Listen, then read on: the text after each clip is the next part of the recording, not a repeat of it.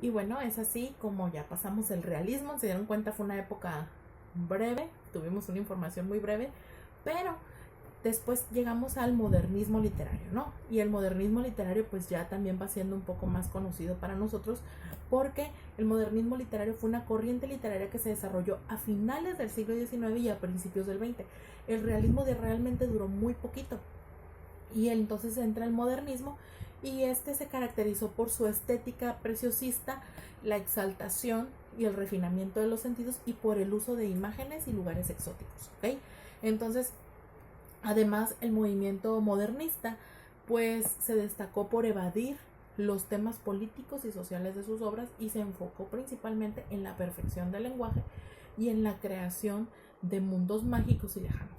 Asimismo, los sentimientos y las pasiones humanas también fueron un tema de interés para los escritores de esta corriente literaria. Y bueno, pues el padre del modernismo va a ser un autor que ustedes ya muy probablemente conocen por ahí, que fue Rubén Darío.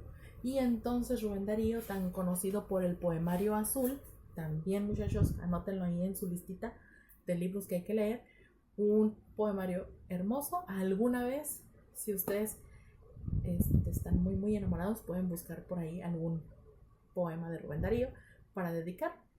Y bueno, pues se escogió esa obra debido al impacto que causó en su obra. Ellos consideran que el modernismo nació a partir del poemario azul de Rubén Darío en el año de 1888. Se considera el boom de este movimiento literario y el poemario le sirvió de inspiración a otros grandes autores del momento como Amado Nervo y Manuel Díaz Rodríguez. Y ahí ya tenemos nuestros oídos un poquito más familiarizados con estos autores, ¿no? Entonces el modernismo literario nació como una consecuencia del positivismo dominante en el mundo, una forma de pensamiento cuyo enfoque científico y mercantilista, rechazaba las manifestaciones subjetivas. Es decir, la literatura modernista surgió como rechazo a esta corriente filosófica, al positivismo, porque los artistas se sentían asfixiados por los procesos industriales y el pragmatismo excesivo de la época. Entonces, ellos estaban tratando de sentirse liberados de todos estos avances tecnológicos que estaban llegándoles muy rápidamente. Cuando llegan las máquinas, cuando llegan los procesos industriales, llegó el automóvil, llegaron barcos, llegaron muchísimas cosas y para ellos fue todo de golpe. Y entonces ellos estaban como tratando de rescatar un poquito de ese, o sea, sino como un poquito, yo pienso que eran como un poquito así como que añoraban esas cosas del pasado, ¿no? De repente nos sucede a algunos. Y bueno, pues el modernismo supuso un cambio en la forma de percibir el lenguaje, la belleza y la métrica, y se trató de una renovación estética que impregnó de forma notable a la cultura iberoamericana. Entonces el modernismo tuvo sus grandes explosiones en América Latina, ¿no? Entonces, esta corriente literaria fue muy importante en la historia de la literatura porque todavía muchos críticos se dedicaban a estudiarla y a analizarla. Entonces, pues obviamente constituye también una parte fundamental de los temas que se imparten sobre literatura en las escuelas y universidades. Básicamente eso es lo que enseñamos, literatura moderna, ¿no? Entonces, el contexto histórico de este fenómeno del modernismo, Octavio Paz decía que este estilo modernista nació en respuesta al positivismo y obviamente pues también trataban de luchar contra todos estos tipos de posicionamientos científicos. Entonces varios artistas decidieron crear un estilo que recuperara las manifestaciones sensibles y subjetivas del hombre. El fin del modernismo era sencillamente crear belleza y conmocionar al lector a través de las palabras, eliminando cualquier sentido utilitario.